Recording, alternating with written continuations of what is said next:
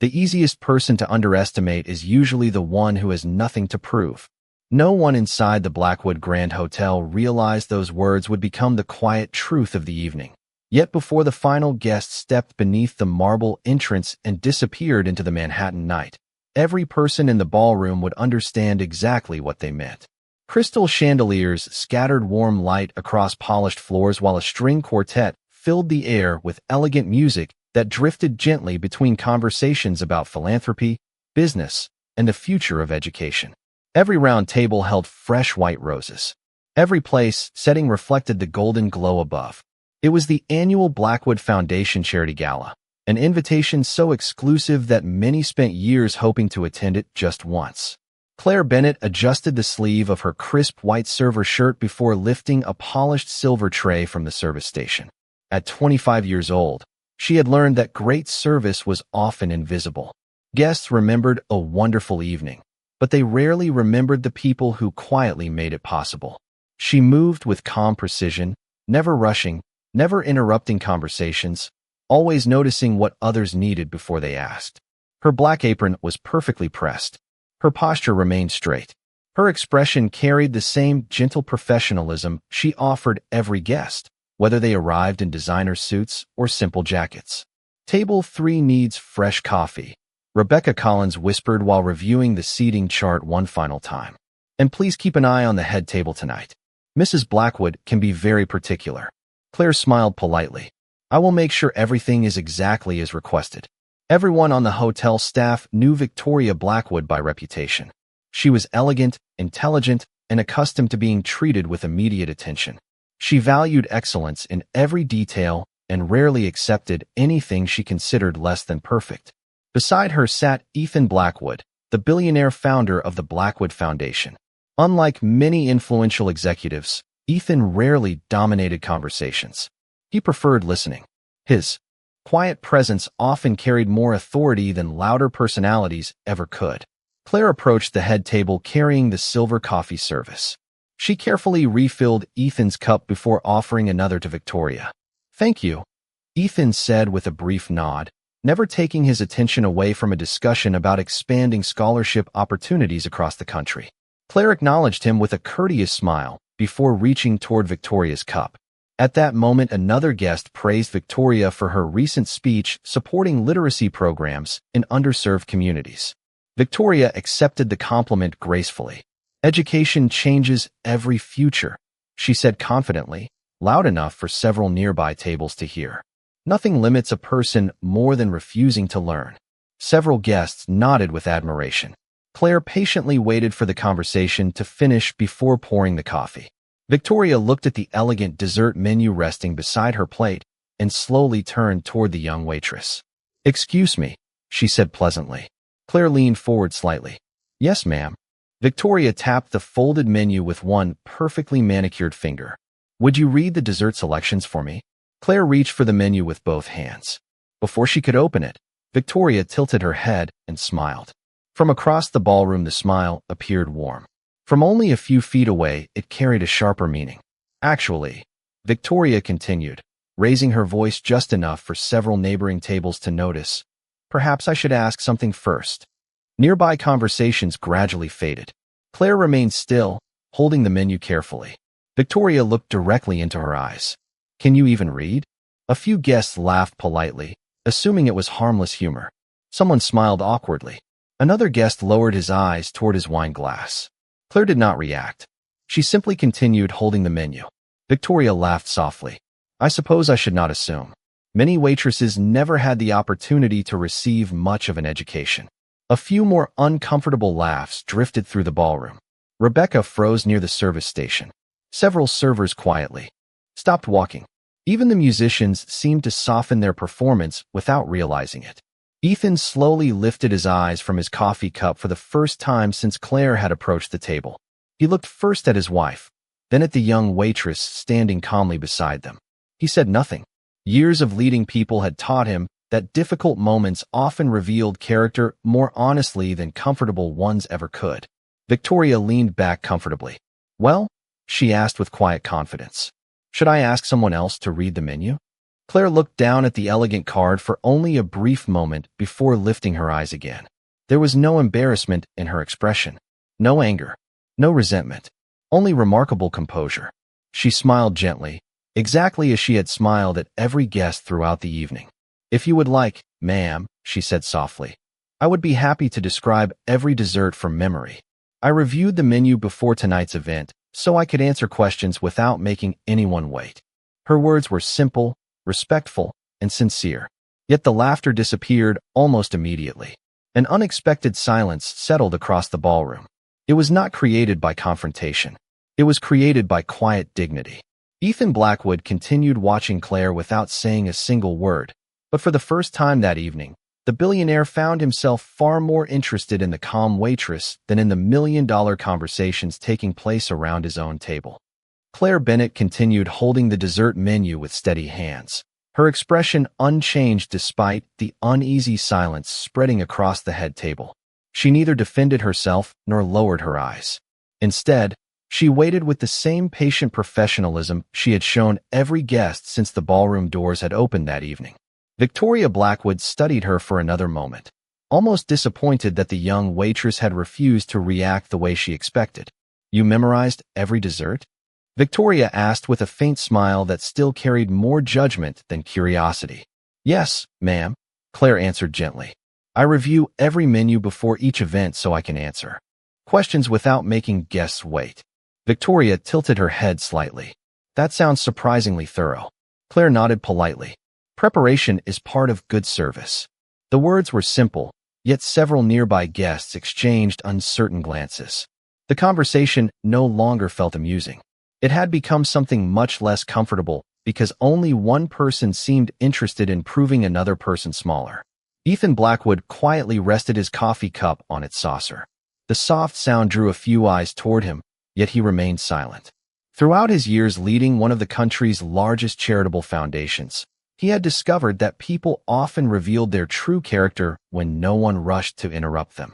Tonight he intended to observe before speaking. Victoria reached for the dessert menu but did not open it. "Tell me," she said, "if someone handed you a complicated legal agreement instead of a dessert menu, would you memorize that too?" Claire smiled politely. "No, ma'am." Victoria raised an eyebrow. "Why not?" "Because important documents deserve careful reading, not confident guessing." One guest quietly cleared his throat. Another lowered his eyes toward his plate. Rebecca Collins remained near the service station pretending to organize silverware while listening carefully. During the 3 years Claire had worked at the hotel, she had never once responded to an unpleasant guest with anger. Tonight was no different. Victoria folded her hands together. "You choose your words very carefully," Claire answered without hesitation. "Words usually stay with people longer than emotions do." This time no one laughed. Ethan slowly lifted his eyes toward Claire again. The answer did not sound rehearsed. It sounded earned. There was a quiet confidence beneath her voice that could not be taught during employee orientation. It belonged to someone who had learned that dignity required no audience. Victoria noticed her husband watching the waitress and redirected the conversation. "You seem unusually calm." Claire nodded once. "I try to be. Even when someone questions your abilities?" Victoria asked. "Especially then," Claire replied softly. "Strong. Emotions often disappear after a few minutes. The words spoken because of them sometimes remain for years." Silence settled over the nearby tables once again. Ethan found himself studying Claire with genuine curiosity. She had answered every sharp remark without trying to embarrass anyone in return. There was strength in that restraint. At that moment, Daniel Harper, Ethan's executive assistant, approached carrying a dark leather portfolio beneath one arm. He leaned slightly toward Ethan. "Sir," he said quietly, "the representatives from the Harrison Education Initiative have arrived. The revised partnership agreement is ready whenever you are." Ethan accepted the portfolio with a brief nod. "Thank you, Daniel." The thick leather folder rested beside Ethan's coffee cup. It contained months of negotiations, legal revisions, and financial commitments that would establish scholarship opportunities for thousands of students across the nation. Victoria smiled with satisfaction. "Excellent. Everyone has been waiting for this." Ethan placed one hand lightly on the unopened portfolio. "We will review everything after dessert." Claire instinctively stepped backward to allow the conversation to continue. "Would you still like me to describe the desserts, ma'am?" she asked politely. Victoria looked at her for a moment before answering. "No, that will not be necessary." "Very well." Claire inclined her head respectfully. "Please enjoy your evening." She turned gracefully and began walking toward the service station with the silver coffee pot balanced carefully on her tray. Around the ballroom, conversations gradually returned. Crystal glasses clinked softly. The string quartet resumed its full melody. Guests laughed again, relieved that the uncomfortable moment had apparently passed. Yet Ethan's attention continued following the quiet waitress instead of the executives discussing philanthropy beside him. As Claire passed behind the head table on her way toward the service area, Daniel briefly opened the leather portfolio to confirm that the revised agreement was complete before closing it again. Claire never slowed her pace, but years of disciplined observation caused one small detail to catch her attention almost instantly. A bright blue revision tab had been inserted near the back of the document, slightly out of sequence with the rest of the organized pages. She continued walking without turning her head, telling herself it was probably nothing more than a routine amendment. Even so, the tiny detail remained quietly fixed in her mind, and although she did not yet realize it, that single observation was about to change the course of the entire evening. Claire Bennett returned to the service station with the empty coffee pot balanced carefully on her silver tray. Around her, the gala continued with effortless elegance. Servers moved gracefully between tables carrying polished dinner plates. Bartenders refilled crystal glasses with sparkling water. The string quartet welcomed another movement while conversations about philanthropy, education, and business once again filled the ballroom. To every guest, the uncomfortable exchange at the head table seemed to have faded into the background. To Claire, however, something entirely different had begun. She carefully placed the coffee pot onto the stainless steel counter before reaching for another serving tray. As she straightened a stack of folded linen napkins, the image of the leather portfolio quietly returned to her thoughts. She had only glanced at it for a second while walking past the head table, yet one small detail refused to leave her mind. The bright blue revision tab had been positioned differently from the rest of the document markers.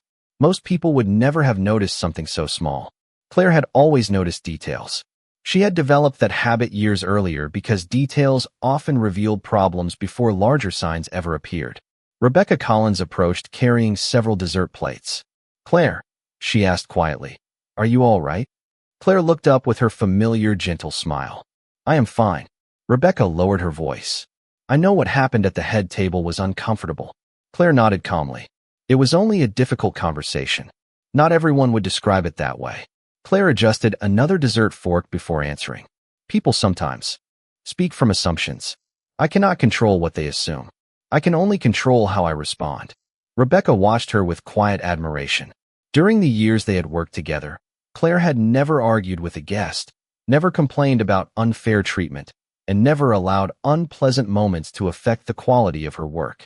She simply continued serving with the same quiet professionalism. "Table 6 needs fresh coffee," Rebecca said. "I will take care of it." Claire lifted another silver coffee pot and walked back into the ballroom. The atmosphere had relaxed once again. Guests laughed politely. Photographers captured smiling donors beneath the foundation banner.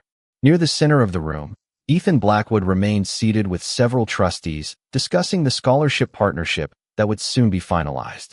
Daniel Harper stood beside him holding the leather portfolio, while two attorneys quietly reviewed several printed pages one last time. Claire refilled coffee for an elderly couple before moving toward another table. As she passed behind the head table once again, Daniel briefly opened the portfolio to confirm the signature pages before closing it. Claire never intended to read the agreement, but years earlier she had spent countless hours assisting a legal writing professor with document organization before family circumstances forced her to leave law school. That experience had trained her eyes to recognize the structure of legal drafts almost instinctively. In that brief moment, she noticed the blue amendment tab again. More importantly, it appeared to have been inserted after the original closing sections had already been arranged. She continued walking without slowing her pace, reminding herself that legal agreements changed constantly during negotiations. Amendments were added. Paragraphs were revised. Entire sections were reorganized. There was no reason to assume anything had gone wrong. Even so, an uneasy question settled quietly inside her thoughts. She finished serving another table before returning to the service station. While polishing a row of dessert forks, she replayed the brief image in her memory once again. The placement of the amendment, the sequence of the closing pages. The order simply felt unusual, not obviously incorrect, simply different from the careful drafting structure she remembered studying years before. Claire closed her eyes for only a second before opening them again. "It is not your responsibility," she quietly reminded herself. Yet the words brought little comfort. Responsibility did not always arrive because someone invited it. Sometimes it appeared because someone noticed what others had overlooked. Across the ballroom, Ethan rose from his chair as representatives from the Harrison Education Initiative approached with warm smiles and extended hands. Daniel opened the leather portfolio while one of the attorneys pointed toward the final signature pages. Several guests applauded politely, believing they were about to witness the successful conclusion of a partnership that would create scholarships for thousands of students across the country. Claire watched only briefly before turning away to refill another tray with clean coffee cups. She wanted to focus on her work. She truly did. But one simple thought refused to disappear. If the amendment had been added near the end of the drafting process, had every internal reference throughout the agreement been updated as carefully as the new language itself? She had no proof. She had no certainty. She possessed only an observation and the quiet discipline to recognize that small details sometimes carried enormous consequences. Standing beside the polished service counter, Claire realized that speaking might embarrass her, cost her job, or invite another public insult. Remaining silent would certainly be easier. Yet as she watched Ethan prepare to sign one of the Foundation's most important agreements, she could not escape the feeling that if even the smallest possibility of an overlooked error existed, silence might become the one decision she would never forgive herself for making. Claire Bennett remained beside the polished service counter with one hand resting lightly on the handle of the silver coffee pot, while the other carefully arranged a fresh stack of porcelain cups. Around her, the gala continued as though nothing unusual had happened. Guests admired the floral arrangements. Cameras flashed beneath the Foundation banner. Soft music floated through the ballroom, while conversations returned to charitable projects, investments, and upcoming partnerships. Yet Claire could no longer focus completely on the familiar rhythm of her work.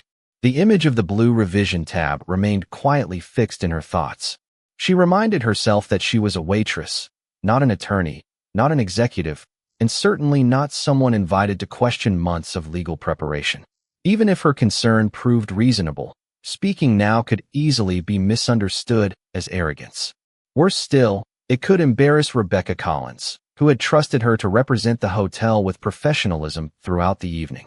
Claire drew a slow breath and continued preparing another coffee service. Cup, saucer, spoon, napkin, one careful movement after another. Usually simple routines settled her mind. Tonight they did not. Across the ballroom, Daniel Harper opened the leather portfolio again while two attorneys quietly reviewed the final signature pages beneath the chandelier light. Representatives from the Harrison Education Initiative gathered nearby, smiling as photographers positioned themselves to capture the historic signing. Ethan Blackwood greeted each guest warmly before accepting a fountain pen from one of his assistants. Everything suggested that one of the Foundation's most important partnerships was only moments away from becoming official. Claire looked away almost immediately. She wanted no part in interrupting such an important occasion. Rebecca approached carrying a tray of miniature desserts. "Claire," she whispered, "would you help serve coffee in the library after the signing?" The legal team requested another pot. Claire nodded automatically. "Of course." Rebecca studied her face for a moment. "You still seem distracted." Claire hesitated before speaking. "May I ask you something?" "Anything." Claire lowered her voice. "If someone noticed something that might matter during an important meeting, but that person was not part of the meeting, what would you do?" Rebecca considered the question carefully. "That depends." "On what?" "Whether I was certain." Claire looked briefly toward the library doors. "What if I am not certain?" Rebecca smiled gently. "Then I would ask myself one question. Would I regret speaking more than I would regret staying silent?" The answer lingered in Claire's mind long after Rebecca returned to work. She quietly repeated those words to herself while watching the library doors. Would I regret staying silent? Representatives from the Harrison Education Initiative began walking toward the private conference room. Daniel carried the portfolio. Ethan followed beside the guests. Victoria walked confidently, only a step behind them. Within a few minutes, the agreement would almost certainly be signed. Claire felt an unexpected weight settle across her conscience. She remembered something one of her former professors had repeated during every legal drafting seminar. The smallest overlooked reference can become the largest future problem. She had not thought about that classroom in years, yet the lesson returned with perfect clarity. Claire closed her eyes for only a moment before opening them again. You do not know there is a mistake, she quietly reminded herself. You only suspect there could be one. Even so, the feeling refused to disappear. She carried the coffee tray halfway toward the kitchen before stopping. Her feet remained still while her thoughts moved in opposite directions. One path protected her privacy, her job, and the peaceful life she had carefully rebuilt. The other risked public embarrassment, another painful exchange with Victoria, and the possibility that everyone would believe she had stepped beyond her place. Neither choice felt comfortable. At that moment, Daniel briefly stepped back through the library doorway to retrieve another folder from a nearby table. Claire watched him for a second before quietly making her decision. She walked toward him with calm, measured steps, and stopped several feet away. "Mr. Harper," she said respectfully, keeping her voice low enough that nearby guests would not hear. Daniel turned politely. "Miss Bennett, is everything all right?" Claire nodded. "I sincerely hope so." He waited patiently. Claire chose every word with great care. "I understand that I may be completely mistaken, and I apologize if this sounds unusual, but before the agreement is signed, would someone be willing to verify that every internal section reference still matches the revised amendment pages?" Daniel looked at her with visible surprise. "May I ask why?" Claire answered calmly. "I noticed that an amendment appears to have been added late in the drafting process. When that happens, there is sometimes a possibility that one internal reference remains connected to an earlier version. I truly hope that is not the case here." Daniel remained silent. Claire immediately added, "I am not questioning your legal team. They are undoubtedly far more experienced than I am. I only believed it would be better to mention the concern now than spend the rest of the evening wondering whether I should have spoken." Daniel looked toward the closed library doors, then back at the young waitress standing quietly before him. There was no urgency in her voice, no desire for recognition, and no trace of self-importance. There was only quiet responsibility, and for reasons he could not yet explain, he found himself believing that her concern deserved to be heard. Daniel Harper continued studying Claire Bennett for several quiet seconds before speaking. The sounds of the ballroom seemed strangely distant now, replaced by the silent weight of a decision neither of them had expected to face. Claire remained perfectly still. She did not repeat her concern. She did not attempt to persuade him. She simply waited with the calm patience of someone who understood that responsibility could never be forced upon another person. Daniel finally broke the silence. "You are saying that you noticed the structure of the document, not the actual language." Claire nodded respectfully. "Yes, sir. I have not read the agreement, and I would never suggest that I know more than the attorneys who prepared it. I only recognize the possibility that a late amendment might require one more careful review." Daniel glanced toward the closed library doors where Ethan Blackwood and the representatives from the Harrison Education Initiative had already gathered around the conference table. The signing ceremony was only moments away. "Most people would never notice something like that," he admitted quietly. Claire answered with the same calm sincerity she had shown throughout the evening. "Most people are paying attention to the event itself. I happen to notice something different." Daniel looked at her thoughtfully. "And you still believe it is worth interrupting everyone?" Claire lowered her voice. "If I am wrong, everyone loses a minute. If I am right, they may avoid losing much more than that." The simplicity of her answer lingered in Daniel's mind. During nearly 2 decades of working beside Ethan Blackwood, he had met executives, attorneys, and consultants from the country's largest organizations. Many of them spoke with absolute certainty. Very few spoke with the quiet humility standing before him now. Claire had repeatedly admitted she might be mistaken. She had never claimed to have found an error. She had only asked for another careful look. Somehow, that made her concern far more convincing. Daniel checked his watch before making his decision. "Please wait here," he said. I will ask them to pause for 1 minute. Claire immediately shook her head. If possible, please do not mention my name. Daniel looked surprised. Why? Claire offered a gentle smile. Because I do not want anyone to think I interrupted an important evening to draw attention to myself. Daniel studied her for another moment before nodding slowly. I understand. Carrying the leather portfolio beneath his arm, he disappeared through the library doors. Claire quietly returned to the service station. She picked up another tray and began arranging fresh coffee cups as though nothing unusual had happened. She had done what her conscience required. The outcome no longer belonged to her. Across the ballroom, guests continued enjoying dessert, completely unaware that anything important was unfolding behind the closed conference room doors. Rebecca approached carrying another coffee pot. Everything all right? She asked. Claire smiled politely. I hope so. Rebecca noticed nothing more than the same composed expression she had seen every day since Claire joined the hotel staff. The legal team still wants fresh coffee after the signing. I will have everything ready. Several quiet minutes passed. The orchestra began another elegant piece. Conversations drifted comfortably beneath the crystal chandeliers. Then, unexpectedly, the heavy library doors opened much sooner than anyone anticipated. Daniel stepped into the ballroom with measured but unmistakably purposeful steps. He walked directly toward the service station where Claire stood preparing coffee. Rebecca noticed first. Then several nearby servers turned to look. Claire calmly placed another porcelain cup onto the tray as Daniel stopped beside her. Miss Bennett, he said respectfully, Mr. Blackwood would appreciate a brief conversation before the signing continues. Rebecca looked from Daniel to Claire with open confusion. Claire remained composed. Of course. She carefully placed the tray back onto the polished counter before following Daniel across the ballroom. As they approached the library entrance, Victoria Blackwood appeared in the doorway with a puzzled expression. Her eyes settled on Claire for only a moment before shifting toward Daniel. What is happening? She asked. Daniel answered professionally. Mr. Blackwood requested a brief discussion before the agreement is signed. Victoria frowned slightly, but stepped aside without another word. Claire entered the library quietly. The long walnut conference table stretched beneath elegant pendant lights. Printed agreements rested neatly before each representative. Several attorneys looked up with visible curiosity as she entered. Ethan Blackwood stood near the head of the table with one hand resting lightly on the unsigned agreement.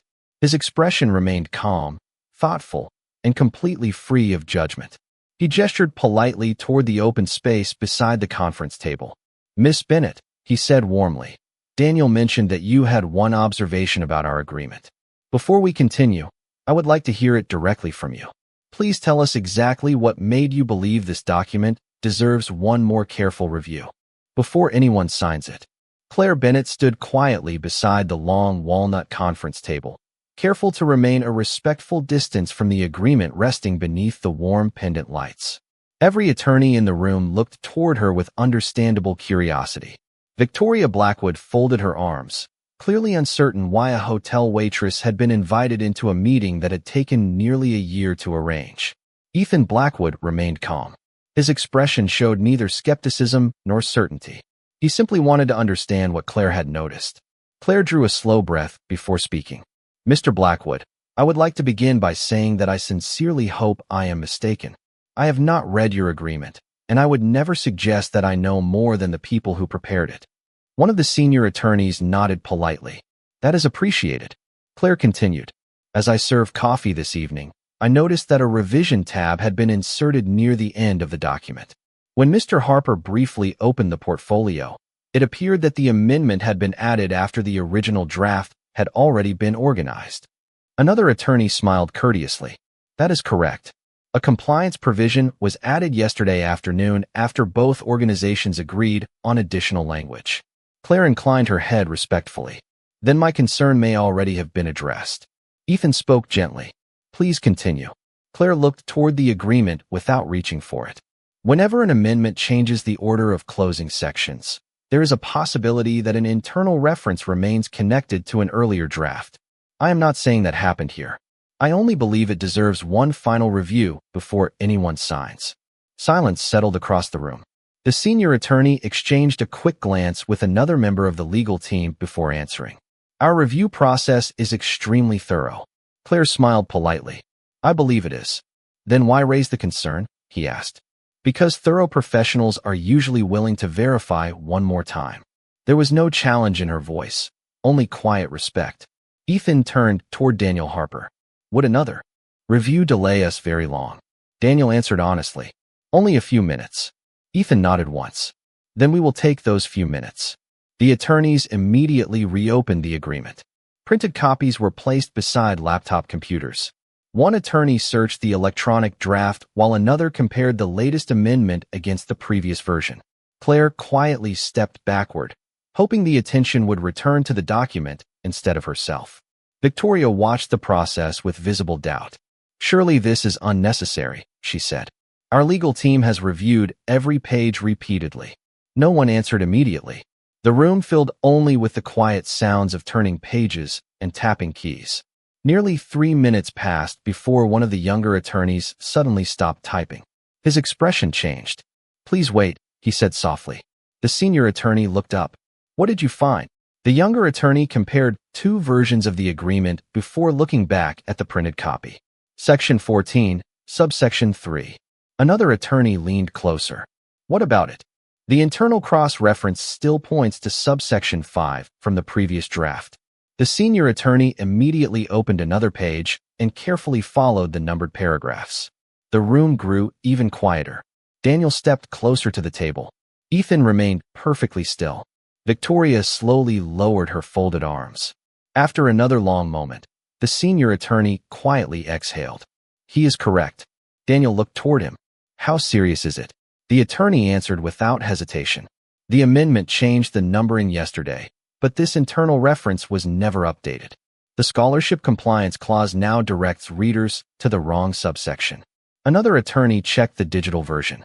The legal intent remains correct. The reference number does not. Ethan asked the question everyone else was thinking. What would happen if we signed the agreement tonight? The senior attorney answered honestly. The partnership could still proceed, but both organizations would almost certainly need to prepare and approve a formal corrective amendment before implementation. That process could delay the scholarship program for weeks. Silence returned once more. Claire remained near the doorway with her hands quietly folded in front of her apron. She showed no satisfaction and no pride. She seemed grateful only that the issue had been discovered before anyone placed a signature on the final page. Ethan looked across the room toward her. Only an hour earlier, he had watched his wife question whether the young waitress could even read. Now an entire legal team had paused one of the Foundation's most important agreements because of a careful observation made by the same woman, who had never claimed to be right and had repeatedly hoped she was wrong. In that quiet moment, Ethan realized the most remarkable quality standing before him was not intelligence alone. It was the humility to speak only because conscience demanded it, and the courage to accept embarrassment if that was the price of doing the responsible thing. The library remained completely silent after the attorneys confirmed the incorrect cross-reference. No one hurried to speak. The corrected agreement rested beneath the warm light, while every person around the conference table absorbed the same unexpected realization. A detail that had escaped experienced legal professionals had been noticed by a young waitress who had never claimed to be an expert and had repeatedly hoped she was mistaken. Ethan Blackwood slowly closed the agreement and rested both hands upon the leather cover. His attention remained fixed on Claire Bennett. The curiosity in his expression had quietly transformed into genuine respect. Miss Bennett, he said calmly, may I ask you something that has nothing to do with this agreement? Claire nodded politely. Of course, sir. How did you know where to look? Claire offered a modest smile. I did not know where to look. Several attorneys exchanged puzzled glances.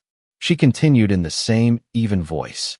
I only noticed that the amendment appeared to have been inserted after the original draft had already been organized. That made me wonder whether every internal reference had been updated afterward. I never assumed there was an error. I only believed another careful review was worth a few minutes. One of the senior attorneys looked at her thoughtfully. Most people would never think that way. Claire answered honestly. I was taught that details become most important when everyone assumes someone else has already checked them.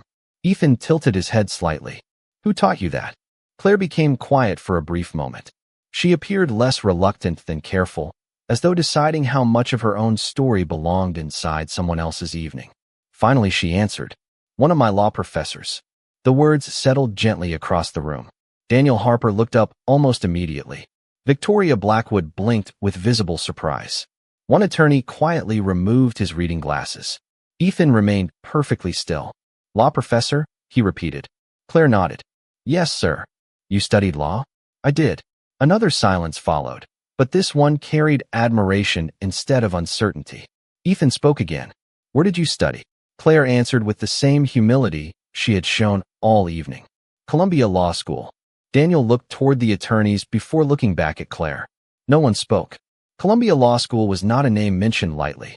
It represented years of extraordinary discipline, exceptional academic achievement, and intense competition. Ethan asked his next question gently. "Did you graduate?" Claire lowered her eyes briefly before meeting his gaze once again. "No, sir." "May I ask why?" She nodded slowly. "During my second year, my father became seriously ill. My mother had passed away several years earlier, and there was no one else to care for him. Medical expenses increased faster than I could manage. I worked evenings while attending classes during the day, but eventually I could no longer continue both." She paused before quietly continuing. "Leaving school was never my dream. It was simply the decision that allowed my father to receive the care he needed." No one interrupted. Claire's voice remained calm, free from bitterness or self-pity. She spoke about one of the hardest chapters of her life as though it had become something she accepted rather than something she wished to relive. "After that," she continued, "restaurants offered flexible schedules. They allowed me to work while caring for my father." Ethan listened without looking away. Throughout his career, he had interviewed executives who proudly described every accomplishment on their resumes. Claire had hidden hers behind a neatly pressed apron without asking anyone to notice. Victoria quietly lowered her arms. The memory of her own words from earlier that evening returned with uncomfortable clarity. She had questioned whether this young woman could even read. The truth was far more humbling than she had imagined. Claire had never defended herself because she had never believed dignity required an explanation. One of the attorneys smiled respectfully. "You never mentioned any of this when you raised your concern." Claire returned the smile. "Because it was not relevant. Most people would have introduced themselves very differently." Claire answered softly. "The agreement deserved attention. My past did not." Ethan slowly exhaled. That simple sentence revealed more about her character than any academic degree ever could. She had not spoken because she wanted recognition. She had spoken because she believed responsibility belonged to anyone who noticed a problem, regardless of title, occupation, or status. Ethan realized the evening had quietly reversed itself. Earlier, he had watched a waitress being measured by her uniform. Now he understood that the uniform had concealed a woman whose education, humility, and unwavering integrity deserved the respect of every person seated around the conference table. Ethan Blackwood remained silent for several moments after Claire Bennett finished speaking. The attorneys had already corrected the internal reference and were carefully reviewing the agreement one final time before anyone would sign it. The urgent problem had been resolved, yet no one seemed eager to leave the library. The most remarkable discovery of the evening was no longer hidden inside a legal document. It was standing quietly near the doorway wearing a neatly pressed server's uniform. Claire noticed the attention almost immediately and shifted her weight slightly. "Mr. Blackwood," she said gently, "if there is nothing else you need from me, I should return to the ballroom. The other servers have covered my responsibilities longer than they should have." Ethan looked at her with a faint smile.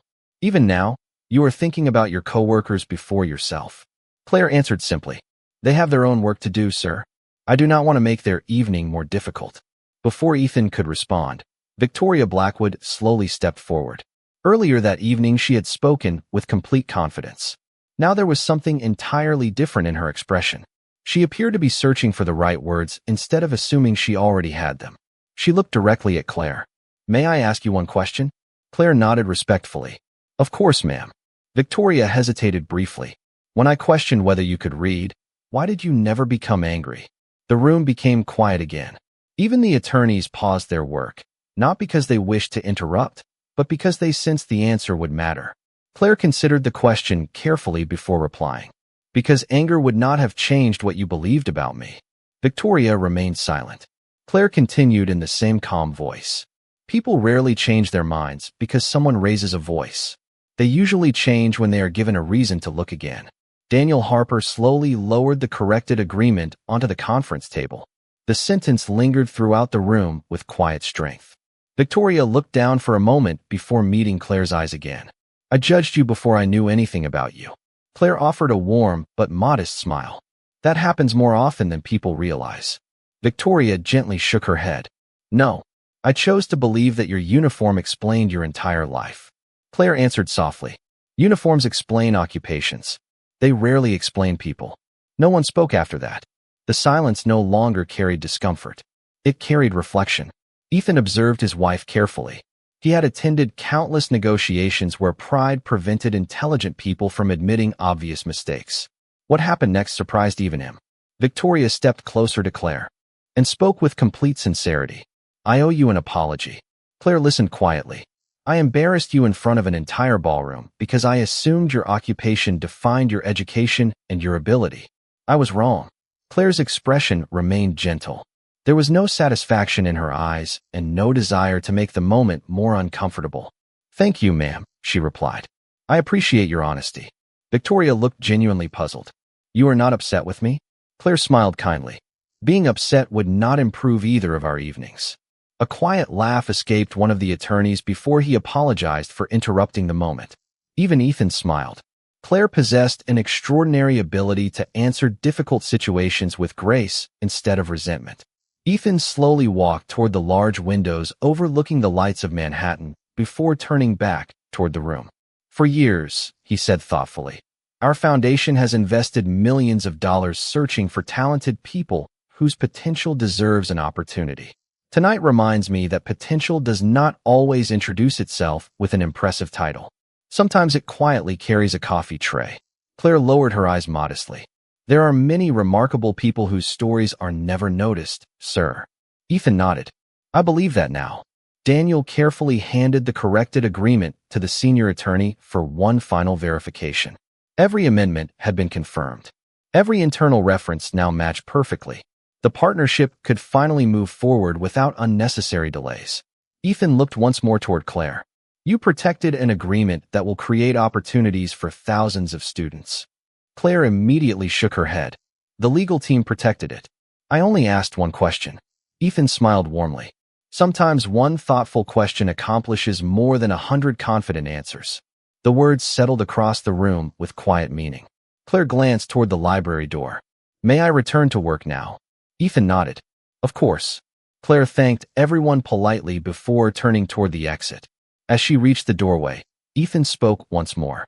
Miss Bennett. She stopped and looked back. Yes, sir. When your shift is over, I hope you will allow me a few minutes of your time. Claire appeared slightly surprised, but answered with her usual courtesy. If my shift has ended, I would be honored. Ethan smiled. Good. There is something important I would like to discuss with you after our guests have gone home. Claire inclined her head respectfully before leaving the library and quietly returning to the ballroom, unaware that the conversation waiting for her later that night would change not only the direction of her own future, but also the way Ethan Blackwood would think about leadership, opportunity, and the extraordinary value hidden behind ordinary appearances. By the time the final guests began leaving the Blackwood Grand Hotel, the orchestra had packed away its instruments. The white roses had been carefully gathered from the tables, and the brilliant energy that had filled the ballroom only hours earlier had softened into quiet conversations among the remaining staff. Claire Bennett finished polishing the last silver coffee pot before placing it neatly onto the service cart. Her shift was almost over. She untied her black apron, folded it carefully across one arm, and thanked Rebecca Collins for another successful evening. Rebecca smiled warmly. I have never seen anyone handle a night like this with so much grace. Claire returned the smile. Everyone simply did the best they could. Before Rebecca could answer, Daniel Harper approached with the same calm professionalism he had shown throughout the evening. Miss Bennett, he said respectfully, Mr. Blackwood is waiting for you in the library if you still have a few minutes. Claire nodded. I told him I would come. She quietly walked through the now peaceful hallway and gently knocked on the partially open library door. Ethan Blackwood looked up from the corrected agreement resting on the conference table. The attorneys had already departed. Only Ethan and Victoria remained. "Please come in," Ethan said warmly. Claire stepped inside. "Thank you for waiting, sir." Ethan gestured toward one of the chairs, but Claire chose to remain standing. "I am comfortable here." Ethan respected her decision. He closed the agreement and folded his hands together. "Tonight, our foundation nearly signed a document that would have required weeks of unnecessary revisions. More importantly, tonight reminded me that talent often goes unnoticed because people become distracted by appearances." Claire listened quietly without interrupting. Ethan continued, "Earlier this evening, my wife apologized to you, and I would like to do the same. As the host of this event, I should have spoken sooner. Remaining silent while someone is treated unfairly is not the kind of leadership I want to practice. For that, I am sincerely sorry." Claire answered with the same quiet kindness that had carried her through the entire evening. "Thank you, sir. Your honesty means a great deal to me." Victoria stepped forward holding a cream-colored envelope. "James asked if I could be the one to give this to you," she said before catching herself with a small smile. "Old habits. I meant Ethan." The three of them shared a gentle laugh that dissolved the last trace of tension from the evening. Claire accepted the envelope with quiet curiosity. Ethan nodded. "Please open it." Inside was a letter bearing the seal of the Blackwood Foundation. Claire carefully unfolded the page and read every line. The foundation was offering to fund the completion of her legal education, including tuition, books, examination fees, and living assistance if she wished to return to Columbia Law School. The letter also included an invitation to interview for a legal fellowship with the foundation after graduation, although no obligation was attached to the offer. Claire slowly folded the letter and looked back at Ethan. "This is far more generous than I ever expected." Ethan gently shook his head. "It is not charity. It is an investment. Tonight you reminded me why this foundation exists. We search for potential every day, yet we almost failed to recognize it while it was standing in the same room." Claire smiled with quiet gratitude. "I cannot promise exactly where life will lead me, but I can promise that if I return to law, I will never forget what I learned while serving tables." Ethan looked genuinely interested. "What lesson will you carry with you?" Claire glanced through the library doorway toward the ballroom where members of the hotel staff were quietly finishing their work. That every person deserves respect before they earn admiration. Admiration usually follows success. Respect should come first. Victoria lowered her eyes before looking back at Claire. "I hope I remember those words for the rest of my life." Claire thanked them both once again before quietly leaving the library. She walked across the empty ballroom carrying nothing more than her folded apron and the envelope in her hand. Several co-workers smiled as she passed, unaware of everything that had happened behind the closed conference room doors. Claire smiled back exactly as she always had. Nothing about her kindness had changed. Outside, a gentle rain had begun falling across the streets of Manhattan. Claire stepped beneath the night sky, breathed in the cool evening air, and began the familiar walk toward the subway station. She did not feel like someone who had won a great victory. She felt like someone who had simply chosen not to remain silent when conscience quietly asked her to speak. Behind her, the lights of the Blackwood Grand Hotel continued shining across the city skyline. But the brightest lesson of the evening had nothing to do with wealth, influence, or reputation. It belonged to a quiet waitress who proved that character never needs to announce itself. Wisdom rarely seeks applause, and the strongest voice in any room is often the one that speaks with humility, kindness, and unwavering respect for every human being.